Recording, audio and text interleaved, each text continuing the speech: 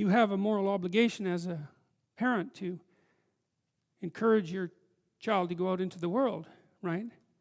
And to be whoever they can be, to be the best they can possibly be. And in doing that, you're encouraging them to pursue the good. You're sacrificing them to the good. You're not keeping them for yourself selfishly. You're telling them that they can go out and live their life and live it properly. And that's the parallel to the idea of the sacrifice of Isaac, as far as I can tell. You don't want for your son what it is that you want for him. You want for your son what would be best for him and for the world. And you let go in precise proportion to your desire to have that happen. You know, the psychoanalyst, the great psychoanalyst, I think this is actually Freud's dictum, but I'm not certain of that. He said, the good mother fails, which is it's a brilliant observation, because when you have an infant, you do everything for the infant, because the infant can do nothing for him or herself. But as the infant matures and is increasingly capable of doing things for him or herself, then you pull back, right?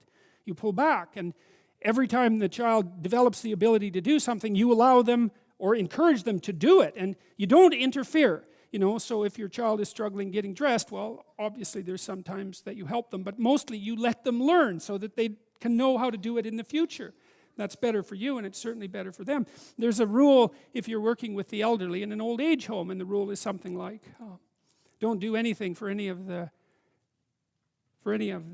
guests, let's say, that they can do for themselves, because you compromise their independence. And so as a mother, you pull back and you pull back, and you let your child hit him or herself against the world, and you fail to protect them. But by failing to protect them, you encourage and ennoble them to the point where you're no longer necessary.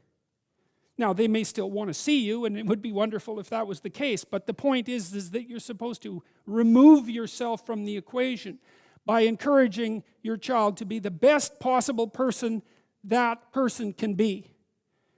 And you sacrifice your desires, all of your desires, to that, your personal desires, even your desires for your child in relationship to you. Because you want them to move forward into the world as a light, right? As a light on a hill. That's what you want, if you have any sense.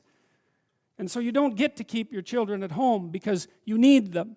Now, I'm talking generally, obviously, and there are circumstances under which families make their own idiosyncratic decisions, and I'm not trying to damn everyone with a casual gesture, you know, but the point is still strong, that the good father is precisely someone who is willing to sacrifice his child to the ultimate good. That's dramatized in this story, you know, and it's brutal. But the world is a brutal place, and much wisdom comes out of catastrophe. And this is an indication of how much catastrophe our ancestors had to plow through, had to work through, in order to generate the substructure for the conceptions of freedom even that we have today, for freedom and the good. And that's how the story appears to me.